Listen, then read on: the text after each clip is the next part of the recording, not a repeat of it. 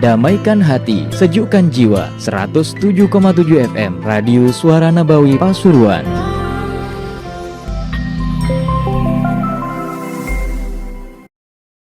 Al-Habib Muhammad Al-Haddar Summa ila arwah awliya al-kawn ajma'in Aynama kan wa kanat arwahum masyarik al-ardi la magharibiha Sallallahu Habib Ja'far min Syaikhan Segaf Al-Abdul Qadir min San Segaf Summa ila arwah walidina wa walidikum wa amwatina wa amwatikum wa amwatil muslimin ajma'in Anna Allah yataghashahum birrahmati wal maghfirah wa yaskinuhum al-jannata fi khairin wa lutfin wa afiyah wa anna Allah yaftahna futuhal arifin ويفقهنا في الدين ويعلمنا المتاويل وأن الله يرزقنا علما نافعا وقلبا خاشعا وعلما متقبلا في خير ولطف وعافية وإلى حضرة النبي محمد صلى الله عليه وسلم الفاتحة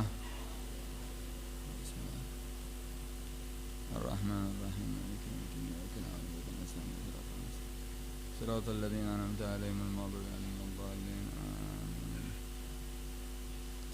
بسم الله الرحمن الرحيم قال رسول الله صلى الله عليه وسلم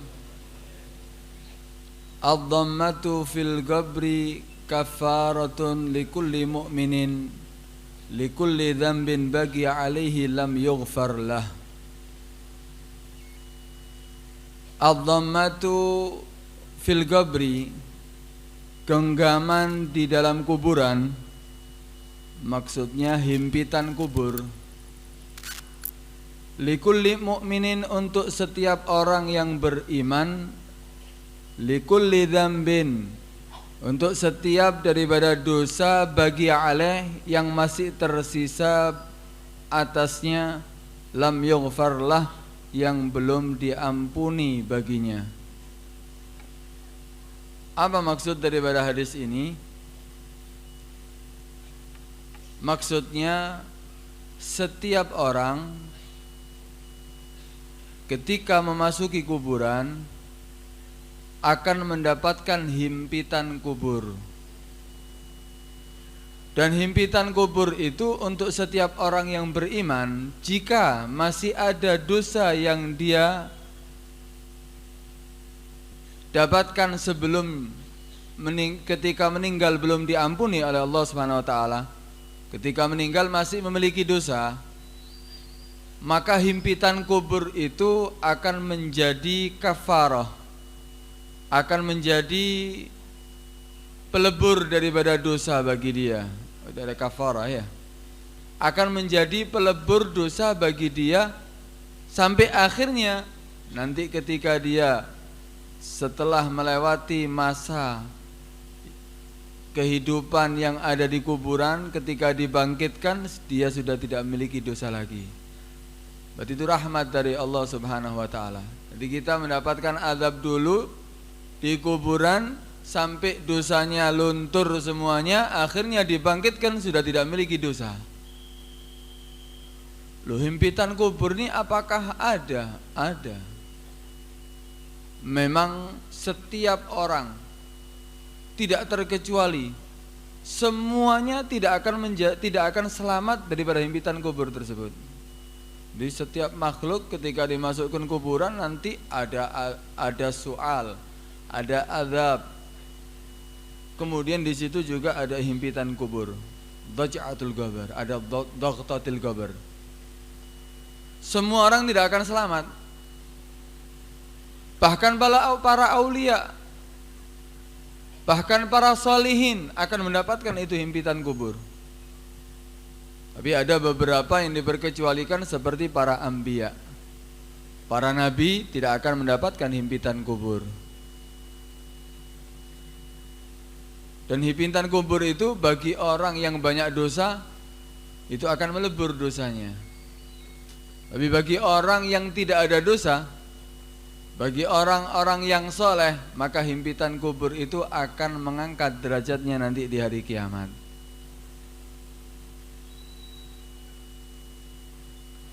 Apakah dosa-dosa besar juga bisa dilebur dengan adanya himpitan kubur? Di situ penafsir daripada hadis banyak berpendapat bahwa hatta alal kabair, walaupun itu dosa besar, akan bisa dilebur dengan adanya himpitan kubur. Jadi kalau kita pernah melakukan dosa besar, ketika kita di kuburan, kemudian ada himpitan kubur, dosa-dosa besar juga bisa diampuni karena sebab himpitan kubur tersebut.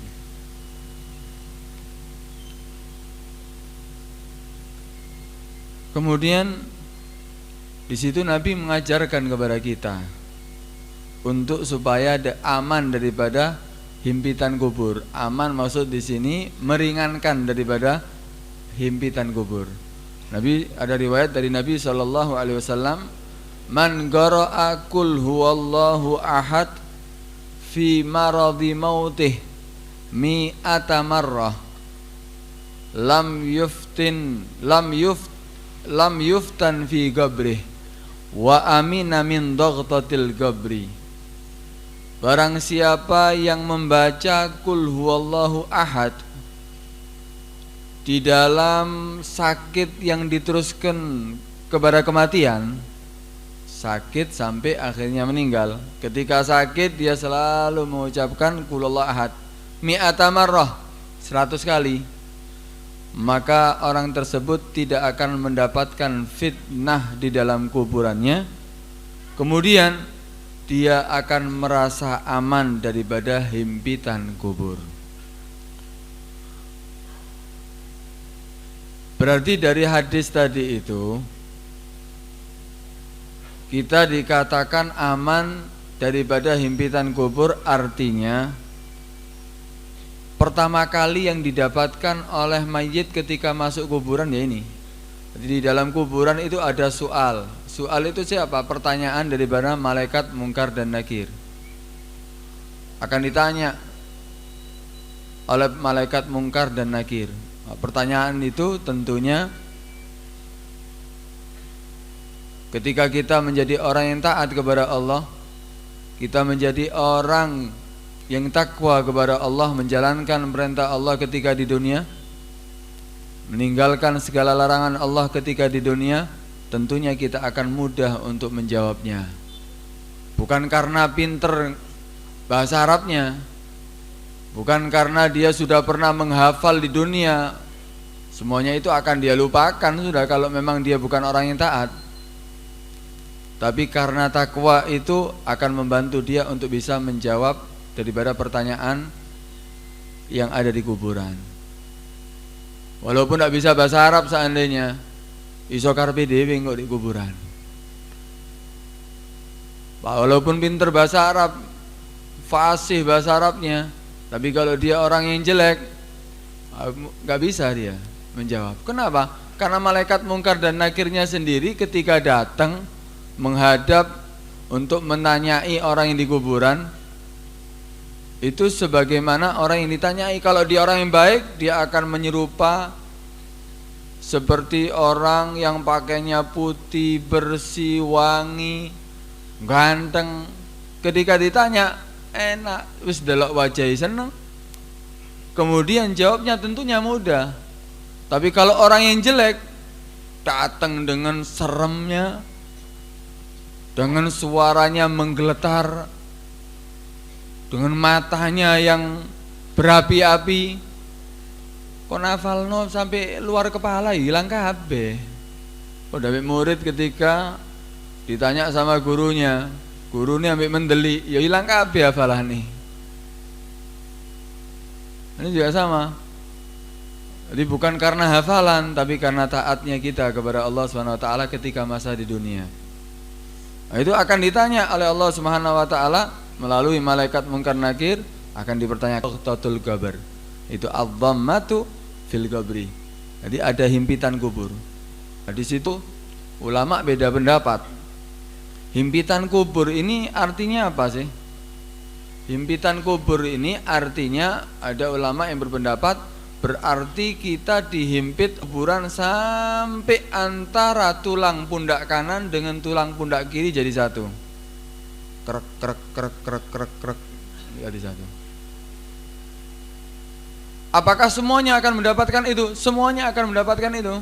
Baik dia orang yang soleh ataupun dia orang yang toleh. dia orang yang baik ataupun dia orang yang jelek. Tapi tentunya orang yang jelek tadi itu, himpitan kubur tadi itu akan bisa menjadi pelebur daripada dosanya. Tapi kalau dia orang yang jelek, kalau dia orang yang baik, himpitan kubur itu akan mengangkat derajatnya dia nanti di hari kiamat. Itu pendapat yang pertama. Ada yang berpendapat himpitan kubur itu antara orang yang baik dengan orang yang jelek dibedakan gini. Kalau himpitan terhadap orang-orang yang baik, seperti orang tua menghimpit anaknya, seperti orang tua ngeloni anaknya. Ketika orang tua mau menyelamatkan anaknya atau mau menidurkan anaknya, biasanya digempit kan. Tambah enak apa enggak? Tambah enak, tambah turu anaknya, tambah sek turu nih. Kenapa? Dikeloni. Itu juga sama, bagi orang yang soleh nanti akan mendapatkan himpitan kubur, tapi seperti himpitan orang tua kepada anaknya. Tambah enak sing di kuburan, tambah nikmat yang ada di kuburan. Himpitan kuburnya adalah seperti himpitan orang tua kepada anaknya. Tapi kalau orang yang jelek, enggak. Himpitan kubur ya seperti tadi itu, akhirnya antara pundak kanan pundak kiri remuk jadi satu, kerek, hancur sudah. Tapi itu untuk umatnya Nabi, untuk orang-orang beriman, rahmat masihan. Itu sebagai pelebur dosa kita yang kita lakukan.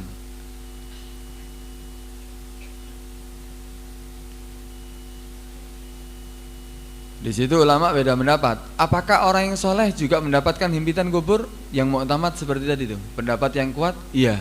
Walaupun orang soleh mendapatkan himpitan kubur. Kenapa?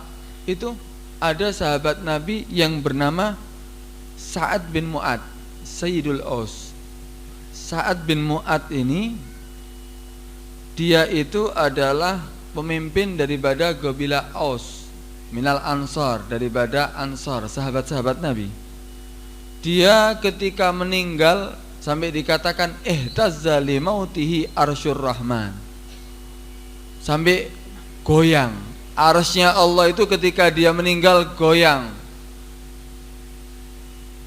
Istibsyaran li gudumi rohi. Kenapa? Karena menyambut daripada datangnya rohnya ini Sa'ad bin Mu'ad. Orang baik dia, sahabat Nabi. Dan sebagai pemberitahu kepada yang lainnya dengan keagungan daripada martabatnya. Jadi sampai goyang arsy Allah. Dan ini Sa'ad bin Mu'ad, Nabi mengabarkan dia saja tidak selamat daripada himpitan kubur. Padahal ketika dia meninggal, Nabi menceritakan ikut menghadiri jenazahnya Sa'ad bin Mu'ad ini sampai 70.000 malak, 70.000 malaikat Allah SWT ikut mengiringi jenazahnya Sa'ad bin Mu'ad. Tapi Sa'ad bin Mu'ad walaupun kedudukannya seperti ini, dia tetap, kata Nabi, tidak selamat daripada himpitan kubur. Kalau orang yang soleh seperti ini, sahabatnya Nabi, sampai mendapatkan kedudukan tinggi seperti ini, dia tidak selamat daripada himpitan kubur, apalagi orang yang lainnya. Karena itu pendapat yang kuat bahwa orang soleh pun akan mendapatkan himpitan kubur. Tapi himpitan kubur yang diberikan kepada orang yang soleh berbeda dengan orang-orang yang toleh. Itu sebagian pendapat. Juga ada perkecualian ketika meninggal Fatimah bintu Asad. Fatimah bintu Asad ini ibunya Sayyidina Ali. Ibunya Sayyidina Ali. Karena Sayyidina Ali dengan Nabi kan misanan. Fatimah binti Asad ini itu ibunya Sayyidina Ali. Ketika meninggal dikatakan bahwa Fatimah binti Asad ini selamat daripada himpitan kubur. Kenapa? Karena Nabi mendoakan dan Nabi ikut turun kepada penguburan Fatimah binti Asad. Nabi sendiri bahkan yang ngurusi. Ya, dengan beberapa orang, tapi Nabi yang ikut turun ke dalam kuburannya. Ini diantara perkecualian bagi orang yang mendapatkan himpitan kubur. Apa sih hikmahnya? Hikmahnya ini orang itu mendapatkan himpitan kubur kenapa? Gini, manusia itu kan diciptakan dari tanah. Manusia itu asal usulnya ciptaan manusia yaitu Nabi Adam diciptakan dari tanah. Ketika manusia itu hidup di dunia lama sudahan ya, setelah bertahun-tahun kemudian dikembalikan oleh Allah Subhanahu wa taala ke dalam tanah lagi, dikubur di tanah. Ketika di dalam kuburan seakan-akan itu kuburan kangen, wis tidak ketemu. Manusia diciptakan dari tanah, kemudian menghilang bertahun-tahun hidup di dunia, kemudian masuk lagi, dimasukkan oleh Allah ke dalam kuburan, kangen kuburan nih, kan tanah, lu suwi tidak ketemu, dirangkul ya. Itu ada yang mengatakan hikmahnya seperti itu. Jadi dirangkul ambil kuburan. Oh, iki suwi tidak ketemu. Seperti apa? Orang tua merangkul anaknya tadi itu. Dirangkul ambil kuburan. Tapi ya gitu. Kalau dia orang yang baik seneng, wong tua ketok anake wong apik. Anake dadi apik, taat. Sebagaimana orang tua ketika melihat orang anak seperti itu, maka apa? Seneng, dirangkul ya apa? Rahmat. Dengan lemah lembut ya, ngerangkuli. Tapi kalau dia orang yang tidak taat, waduh di dunia jarang sholat, maksiat rutin, minum-minuman keras rutin, narkoba rutin, nyolong rutin, wabe rutin maksiat. Ketika masuk ke dalam kuburan gregeten wong tuae. Kok niku yo opo dadi anak saane seperti itu. Sampai remek kabeh kon di kuburan kon. Itu diantara hikmah daripada adanya himpitan kubur. Karena itu ini cerita tentang himpitan kubur berarti apa? Ini cerita yang serem sebetulnya ya. Cerita yang serem. Kalau kita lihat kuburan dari model dohirnya saja medeni, angker. Orang melihat kuburan tidak seperti melihat pegunungan. Kalau melihat pegunungan, melihat laut, indah, nikmat, senang. Tapi kalau lihat kuburan di dalam akan menyelamatkan kecuali amalan baik kita. Di situ ada kata Nabi apa? Sungguhnya kubur raudhatun min riyadil imma raudhatun min riyadil jannah au hufratun min hufarin nar. Kuburan itu akan menjadi kebun daripada kebunan surga atau akan menjadi liang, lubang daripada api neraka dalam kuburan. Bisa jadi nikmat, bisa jadi azab, tergantung amal perbuatan kita ketika di dunia. Menakutkan sebetulnya. Sayyidina Utsman bin Affan sendiri itu ketika melewati kuburan atau diceritakan kuburan, tidak jarang Sayyidina Utsman itu sampai pingsan. Sayyidina Utsman bin Affan, tahu kan Sayyidina Utsman bin Affan, sahabatnya Nabi, sahabat terdekatnya Nabi, termasuk orang yang pasti dikabarkan pasti masuk surga, termasuk asyra mubasysyirah bil jannah, orang yang pasti masuk surga. Kemudian menjadi menantunya Nabi berapa kali? 2 kali. Kawin dengan putrinya Nabi, kemudian ketika meninggal kawinkan dengan putrinya yang lain, menjadi menantunya Nabi. Sudah pasti masuk surga, dapat kabar gembira dari Nabi. Kemudian sahabat terdekatnya Nabi, dan dia termasuk pemimpin yang ketiga setelah wafatnya Nabi. Ini berarti apa? Sayyidina Utsman ini orang yang istimewa. Tapi kalau kita lihat Sayyidina Utsman bin Affan ketika diceritakan kuburan, ketika melewati kuburan tidak jarang pingsan. Sampai pernah satu kejadian benar pingsan sampai dibawa ke rumahnya. Ketika dibawa ke rumahnya, Sayyidina Utsman bin Affan setelah siuman, setelah sadar ditanya, "Kenapa engkau wahai Utsman? Apa yang terjadi? Kenapa kamu sampai pingsan? Ada yang kamu takuti? Kita siap bela." Kata Sayyidina Utsman, "Enggak. Aku tadi lewat kuburan takut aku. Karena aku teringat daripada sabda Nabi SAW. Nabi pernah bersabda, innal qabra awwalu manzilin min manazilil akhirah.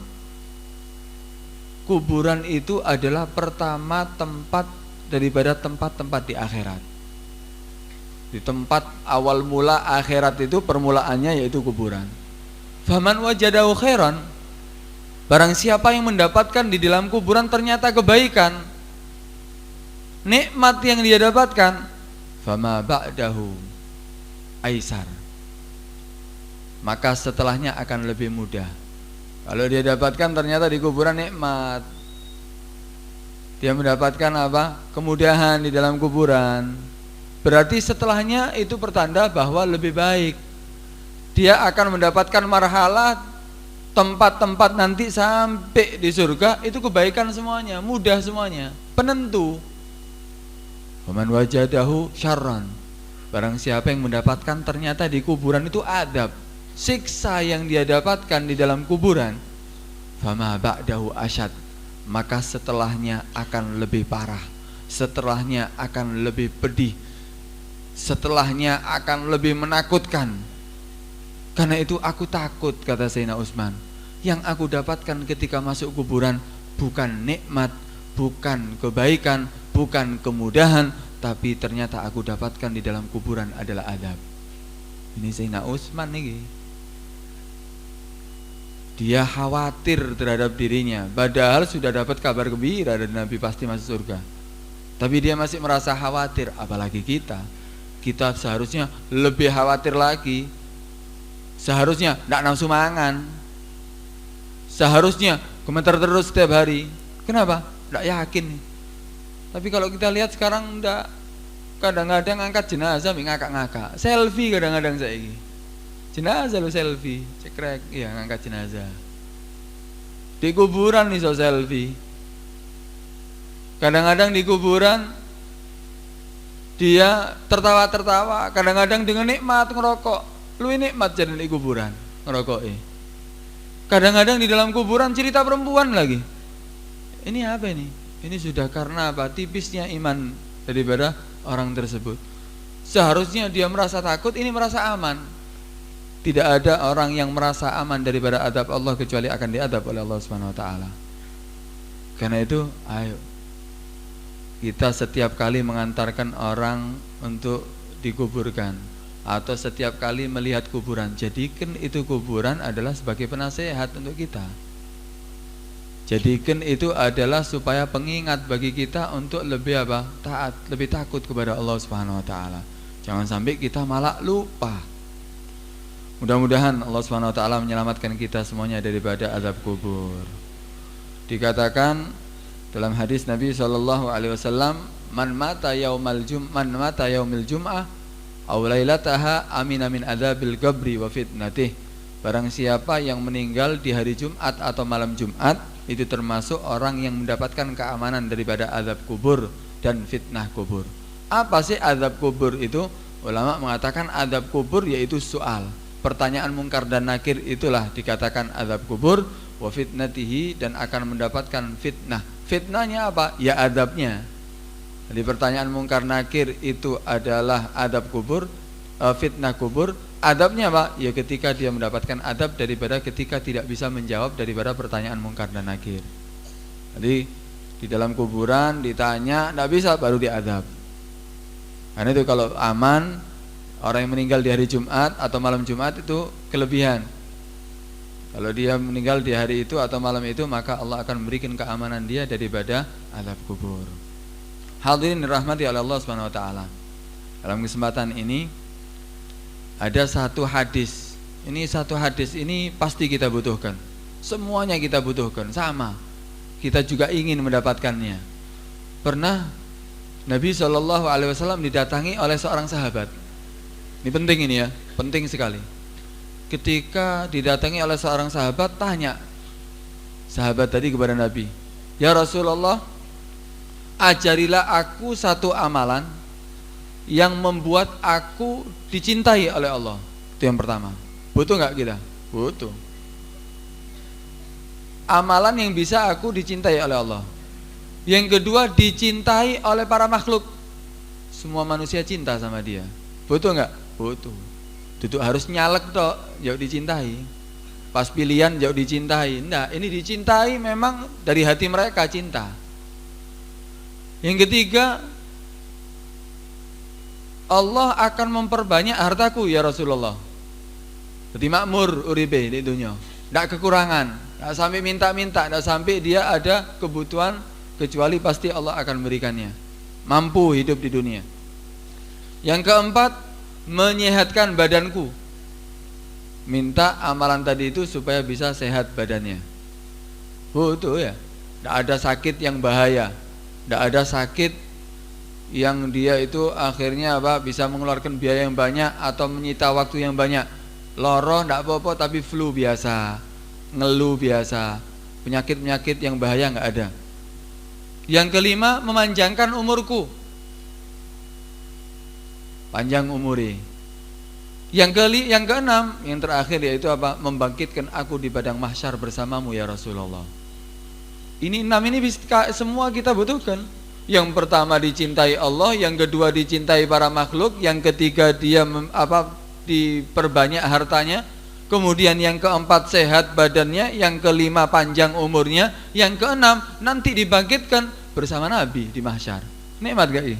Nikmat. Ini pertanyaan yang hebat, permintaan yang hebat ini. Akhirnya kata Nabi sallallahu alaihi wasallam, hadhihi sittu khisal, ini 6 perkara ini yang kamu minta akan kamu dapatkan. Tapi masih butuh kepada 6 perkara juga. Jadi kalau kamu pingin 6 ini, kamu harus melakukan 6 juga. Apa 6 tersebut? Akhirnya Nabi ngajarkan. Idza aradta ayyuhibbakallah, kalau kamu ingin dicintai oleh Allah Subhanahu wa taala, fakhafhu wattaqih. Maka takutlah kamu kepada Allah dan takwalah kepada Allah.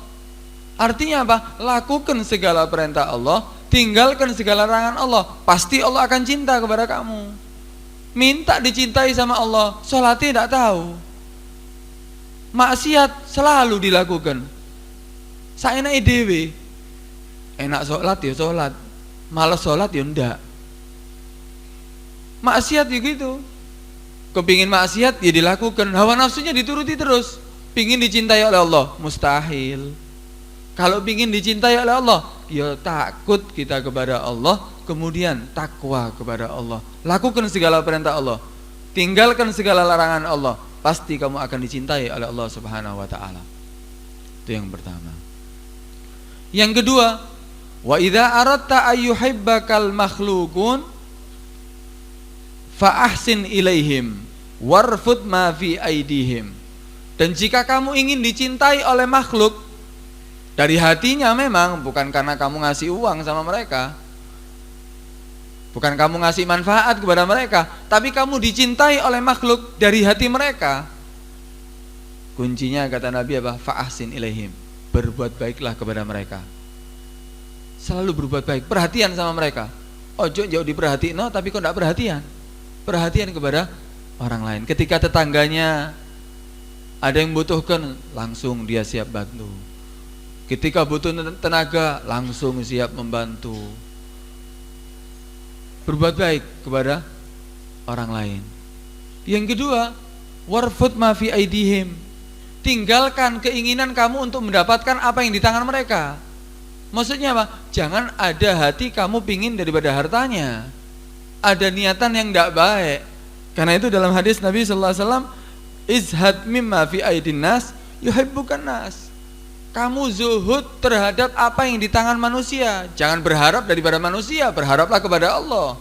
Kalau kamu seperti itu, maka manusia akan mencintaimu, manusia akan sayang kepada kamu. Kalau ada butuh-butuh, ojo butuh ambil makhluk, maksudnya butuhlah kepada Allah, minta sama Allah. Kalau manusia itu walaupun dermawan seperti apapun, tapi kalau setiap hari dimintai, ya bosen. Tapi kalau Allah enggak, Allah marah-marah ketika ada seorang hamba tidak pernah minta sama Allah, marah. Tapi kalau selalu minta kepada Allah, seneng. Setiap hari doa setelah selesai sholat, setiap saatnya dia doa, minta kepada Allah, seneng Allah. Iki hambaku ini yang selalu minta sama aku.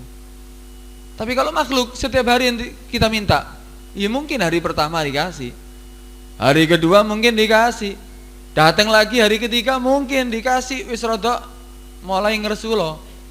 Hari keempat mungkin ditutup lawang, waranda ono. Itu makhluk. Jangan berharap apa yang ada di tangan manusia kalau kamu ingin dicintai oleh manusia. Itu yang kedua. Yang ketiga, idza aradta ayyusriyallahu malaka fazakkihi. Kalau kamu ingin diperbanyak oleh Allah Subhanahu wa taala daripada harta kamu, semuanya pingin kan? Makmur, sukses hidupnya. Maka apa? Fazakkihi, keluarkan zakat. Kalau ingin makmur, tokonya laris, pekerjaannya lancar, pertaniannya aman, hasilnya panennya banyak, mebelnya juga lancar seandainya, semuanya pekerjaannya lancar, rizkinya juga lancar akhirnya, maka apa tugasnya kamu? Yaitu apa? Zakih, keluarkan zakat. Tak tahu zakat pingin akeh hartai, keluarkan zakat. Memang dari segi zahir kita sedekah atau kita mengeluarkan zakat berkurang harta kita, tapi Allah akan menambah nantinya. Karena itu Nabi sallallahu alaihi wasallam bersabda, "Mana qasamalun min shadaqah bal yazdad."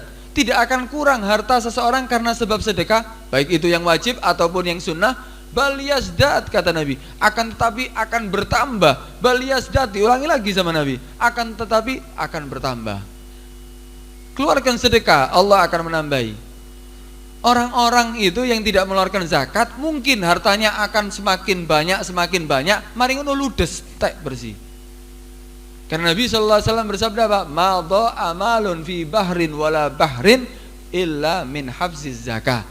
Tidak akan hilang harta seseorang yang ada di daratan ataupun di lautan kecuali karena dia tidak mengeluarkan zakat. Mungkin makmur dia terus, nanti sampai di atas habis langsung, stres mari ngono. Itu yang terjadi. Banyak contohnya sudah, tak tahu ngetokno zakat. Padahal zakat itu yang dikeluarkan itu adalah haknya fuqara wal masakin, haknya orang-orang yang berhak untuk menerima zakat. Dan itu adalah seperti kotoran daripada harta. Podo ambil uang kena penyakit seandainya gula dan harus diamputasi seandainya. Kalau dibiarkan, ini penyakit akan menular ke seluruh anggota badan. Kalau tidak dipotong bahaya. Dipotong sedikit supaya badan yang lain selamat. Harta kita itu ada juga harta yang bisa merusak daripada harta yang lain. Ini kalau harta yang tidak dikeluarkan zakatnya, entah lagi menular semuanya, habis entah lagi hartanya. Yang itu keluarkan zakat. Kalau ada zakat pertanian, zakat tijarah, zakat apa perdagangan, zakat fitrah, atau zakat-zakat yang lainnya, keluarkan zakat kalau pingin hartanya semakin makmur. Kemudian wa idza aradta ayyusihallahu badanak fa aktsir minas shadaqah. Kalau kamu pingin badan kamu disehatkan oleh Allah Subhanahu wa taala, badannya jadi sehat, tak sakit macam-macam. Sekarang waduh penyakitnya macam-macam, gula, kolesterol. Dulu enggak ada orang dulu ya. Orang dulu jarang sakit macam-macam. Kalau sekarang kedokteran semakin canggih, penyakitnya semakin canggih juga. Macam-macam penyakit sekarang. Kalau ingin bebas daripada penyakit yang aneh-aneh, sehat badannya selalu, maka kuncinya apa? Sedekah. Keluarkan sedekah. Dikatakan al-bala' la yatakhattas sadaqah. Balak dari Allah itu tidak akan melangkahi sedekah. Dinahan. Kalaupun dia akan mendapatkan balak dari Allah, ditahan oleh sedekahnya. Keluarkan sedekah kalau ingin sehat selalu. Kalaupun ada yang sakit, Nabi ngasih obat Tibbun Nabawi, obat dari Nabi, resep dari Nabi. Kalau kita datang ke dokter, kita sambatan kalau sakit, ya tentunya dokter akan memeriksa kita, kemudian mungkin disuntik, kasih obat suntikan, atau dikasih obat, kasih resep suruh beli obat. Itu dokter dohir. Kalau Nabi ngasih resep juga, penyakit apapun. Kalau dokter kan kadang-kadang memvonis ini tidak bisa sembuh. Tapi kalau Nabi enggak ngasih resep manjur penyakit apapun. Itu apa? Kata Nabi sallallahu alaihi wasallam, dawu mardhakum bisadaqah. Obati orang-orang yang sakit di antara kamu dengan sedekah. Ada yang sakit, keluarkan beras, kasihkan orang yang tidak mampu. Niatkan untuk orang yang sakit. Berikan orang yang membutuhkan uang atau yang lainnya. Orang yang sakit, kasih obat, kasih biaya dia untuk sampai dia sembuh. Niatkan untuk orang yang sakit. Jadi obatnya nanti. Walaupun seandainya dokter sudah memvonis bahwa dia tidak akan sembuh, insya Allah karena sebab sedekah kita, Allah akan memberikan kesembuhan kepada orang yang sakit di antara kita. Dawu mardhakum bis-shadaqah. Sedekah ini, waduh, kalau diceritakan panjang ya, panjang. Pernah terjadi tuh, ada satu cerita, sedekah ini bisa menolak kita dari bala, bahkan bisa mencegah kita daripada hal-hal yang tidak kita inginkan. Sampai pernah ada orang di zaman Nabi Sulaiman. Nabi Sulaiman itu kan bisa berbicara dengan segala bahasa. Bahasanya hewan bisa, semuanya bisa. Dan Nabi Sulaiman ini memang memiliki kerajaan yang tidak tertandingi sudah. Itu permintaan memang daripada Nabi Sulaiman, memiliki kerajaan yang tidak tertandingi. Nabi Sulaiman ini ketika di zaman beliau ada burung, beberapa burung gitu. Setiap kali dia bertelur, sebelum telurnya menetas, ada satu orang yang nakal memang, ngambil telurnya, dimasak, dimakan telurnya. Setiap kali bertelur diambil. Akhirnya burung ini mengadu kepada Nabi Sulaiman. Nabi Sulaiman bisa berbicara dengan hewan. Datang kepada Nabi Sulaiman mengadu, ya wahai Nabi Sulaiman, saya ini setiap kali bertelur sebelum sempat netes dicipik ambil orang itu. Berkali-kali wahai Sayyidina Sulaiman. Oh iya, udah. Di mana tempat kamu? Di sini. Siapa yang mengambil? Fulan. Kasih tahu. Oh, udah, biarkan saya urusi. Panggil itu orang. Kamu jangan ngambil telurnya itu burung lagi loh ya. Wis cukup, jangan ngambil telurnya. Loh, kalau saya lapar gimana? Jangan ngambil. Hati-hati kalau ngambil kamu, tak perintahkan jin untuk membelah kamu jadi dua. Hati-hati loh. Udah, panggil jinnya. Dia punya bala tentara daripada jin juga. Panggil jinnya. Sini kamu jin. Kamu jaga itu tempat burung. Kalau dia datang lagi, udah belah ada jadi dua. Potong dia jadi dua. Udah. Nggak tahunya beberapa hari datang lagi nih anak. Ngambil itu telur, dimakan lagi. Nggak ada yang mencegah. Akhirnya burungnya, loh katanya Sulaiman dijaga, ternyata telurnya diambil lagi. Datang kepada Nabi Sulaiman. Nabi Sulaiman, ini apa nih, diambil lagi nih telurnya. Katanya kamu akan menjaga. Loh kok bisa? Panggil jinnya. Kamu kan tak perintahkan untuk menjaga burungnya, telur daripada burung ini. Iya. Saya heran. Ketika orang itu datang untuk mengambil telur, ketika mau saya halangi, saya yang tidak mampu. Ternyata dia dijaga oleh beberapa malaikat. Aneh nih. Ising nyolong dijaga malaikat ini. Akhirnya sudah panggil orang tadi itu. Kenapa kamu ngambil lagi telurnya? Lapar saya, tidak ada makanan, yang ada telur itu saya ambil. Bentar, saya mau tanya, kok bisa kamu selamat daripada jin yang aku perintahkan? Nggak tahu. Bentar, kamu dari rumah sampai mengambil telur itu apa yang kamu lakukan? Tidak ada, saya tidak melakukan apapun, tapi saya bawa 2 roti. Saya bawa 2 roti. Kemudian ketika tengah perjalanan aku melihat ada orang yang kelaparan. Aku kasihkan 1 roti kepada dia. Padahal aku juga lapar. Jalan lagi aku, tidak ada niatan untuk mengambil telur. Tapi ternyata di tengah jalan ketemu lagi orang lapar. Akhirnya 2 roti aku serahkan, aku berikan kepada orang yang butuh. Aku akhirnya lapar, tidak ada pikiran kecuali telur. Ya aku ambil lagi telurnya itu. Tidak tahu, aku tidak ada yang menghalangi kok saya ambil. Akhirnya Nabi Sulaiman baru tahu, oh berkat sedekahnya. Walaupun Nabi loh yang memerintahkan jin tadi itu untuk menghalanginya, ternyata tidak mampu. Ini diantara manfaat daripada sedekah. Bukan berarti wah saiki ono azimat kayak nyolong ya. Ya tuh. Ini kan ceritanya dia itu karena membutuhkan dia telur tadi itu, dan telurnya hewan, dan memang boleh diambil kalau memang tidak ada yang memiliki. Tapi karena itu Nabi Sulaiman bisa berbicara kepada burung, kan itu bebas. Kalau kita yang melakukan itu, Ya ndak ono sing menghalangi, ndak ono malaikat sing barengi wong nyolong kok. Ini diantara apa? Manfaat daripada sedekah. Kalau pingin sehat badannya, perbanyak sedekah. Yang kelima, kurang 2. Idza aradta ayyutilallah umraka fasil dawi arhamik. Kalau kamu ingin dipanjangkan umurnya oleh Allah Subhanahu wa taala, maka sambunglah tali silaturahim. Pingin panjang umur, silaturahim. Nabi sallallahu alaihi wasallam bersabda apa? Man sarrahu ayyutawwilallahu fi umrih wa yuwassa' fi rizqih falyabirra walidayh wal yasil rahimah. Barang siapa yang ingin untuk dipanjangkan umurnya dan dilancarkan rizkinya, dilapangkan rizkinya, 2 resepnya. Bakti sama kedua orang tua. Yang kedua, sambunglah tali silaturahim, tali persaudaraan. Jangan sampai ada muqata'atur rahim. Saudara dengan saudaranya tidak menyapa, orang tua dengan anaknya tidak menyapa, tetangga dengan tetangganya tidak menyapa, teman dengan temannya tidak menyapa. Tidak. Sambung silaturahim, selalu ziarah kepada saudaranya.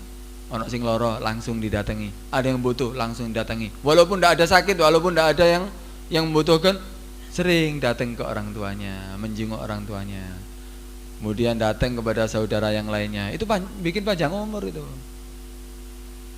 Sebaliknya kalau orang muqata'atur rahim bisa pendek umur. Waduh, benci kono, benci yang di lainnya, ndak nyopo kono, ndak nyopo gini, kabeh dimusuhi.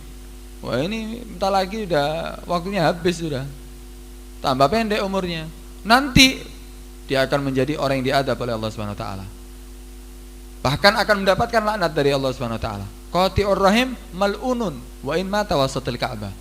Orang yang memutus tali silaturahim itu dilaknat oleh Allah Subhanahu wa taala walaupun dia meninggal di tengah Ka'bah. Hebat kan kalau ada orang mati di tengah masjid. Waduh, heboh sudah. Mati di masjid. Bingung. Iki walaupun mati di tengah Ka'bah, rujuk ke Ka'bah, di dalam Ka'bah dia meninggal, kalau dia qati'ur rahim mal'unun, jauh daripada rahmat Allah. Dilaknat oleh Allah Subhanahu wa taala. Nah, itu tali silaturahim jangan sampai kita pecah. Jangan sampai karena kita kadang-kadang urusan harta. Harta yang bisa hilang ntar lagi habis. Kadang-kadang enggak nyopo gara-gara ribut warisan. Dulur ambil dulur enggak nyopo. Kadang-kadang ribut harta yang sepele. Padahal dia punya harta banyak, diribut no iki kadang-kadang harta sedikit ini. Hati-hati. Jangan sampai memutus daripada silaturahim. Kemudian yang terakhir, wa idza aradta ayyahsyurakallahu ma'i fa'atil sujud baina yadaillah. Barang siapa yang ingin, kata Nabi sallallahu alaihi wasallam, untuk dibangkitkan nanti bersama aku, ingin enggak? Dibangkitkan bersama Nabi loh. Satu kelompok dengan Nabi, maka perbanyak sujud menghadap kepada Allah Subhanahu wa taala. Kalau kita seandainya dibangkitkan dengan Kiai Hamid, seneng enggak? Wah, seneng. Dibangkitkan dengan Habib Ja'far, seneng. Iki dibangkit sampai Nabi. Dibangkitkan satu kelompok dengan Nabi, pasti jadi orang selamat sudah, tidak mungkin enggak. Wong Nabi itu memberi syafaat kepada semua orang kok. Apalagi kalau kita sudah dalam kelompoknya, pasti jadi orang selamat. Pernah seorang sahabat datang kepada Nabi sallallahu alaihi wasallam, Rabi'ah bin Ka'ab al-Aslami, datang kepada Nabi. Nabi ketika dalam keadaan butuh mau wudu, langsung cepat-cepat dia ngambil air, berikan kepada Nabi. Ini ya Rasulullah untuk wudu. Akhirnya Nabi ngasih kepada sahabat ini, Rabi'ah, hei Rabi'ah, apa yang kamu inginkan? Minta sama aku sekarang. Is'alni, minta sama aku. Kalau kita seandainya dapat seperti ini, ya Nabi mengatakan kepada kita, minta sama aku. Kira-kira apa sih kita minta? Waduh, urusan dunia tok pikirannya. Usahanya lancar, duwe bojo ayu, ya mari ngono sugih, ya mari ngono umurnya panjang, pasti mintanya itu kan, urusan dunia. Tapi kalau ini ndak, Rabi'ah bin Ka'ab ini ketika didapat kesempatan seperti itu, permintaannya cuma satu, ya Rasulullah, as'aluka murafaqataka fil jannah, aku minta akan dikumpulkan bersama kamu nanti di surga ya Rasulullah. Jadi pikirannya itu Nabi tok, sampai di akhirat yang dia bingungkan itu nanti ya apa, bisa kumpul sama Nabi apa enggak? As'aluka murafaqata fil jannah. Ada lagi kata Nabi sallallahu alaihi wasallam. Enggak, sudah itu aja ya Rasulullah. Kata Nabi, ya wis, Kalau memang itu permintaan kamu, a'inni bikasratis sujud. Bantu aku kamu untuk banyak sujud menghadap kepada Allah Subhanahu wa taala. Sing akeh salat. Banyak menghadap kepada Allah Subhanahu wa taala. Salat wajib dengan berjamaah, tambahi salat rawatib, tambahi salat duha, tambahi salat witir, perbanyak sujud. Bantu aku untuk kamu berbanyak sujud, kamu akan bersama aku nanti di hari kiamat ketika dibangkitkan oleh Allah Subhanahu wa taala.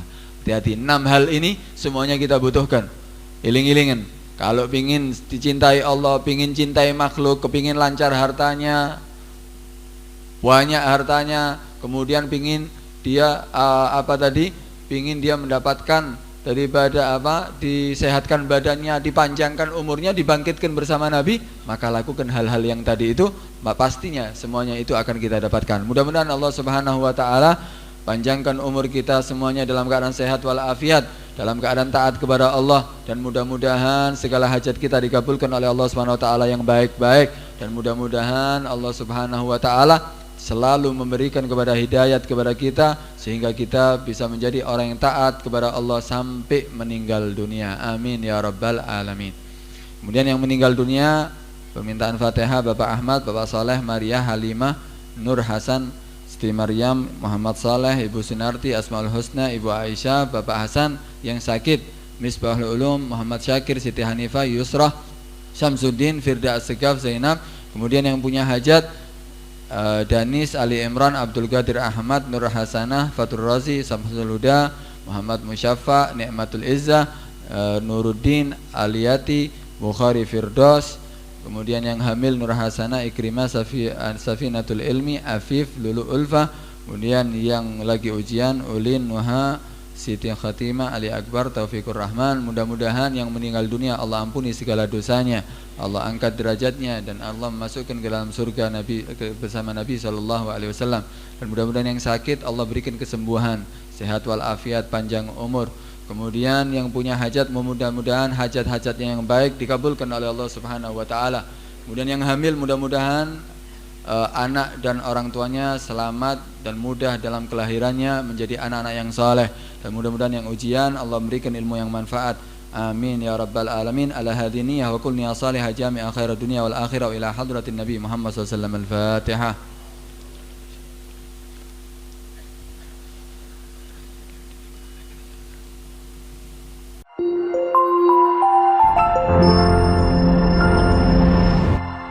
Damaikan hati, sejukkan jiwa. 107,7 FM Radio Suara Nabawi Pasuruan.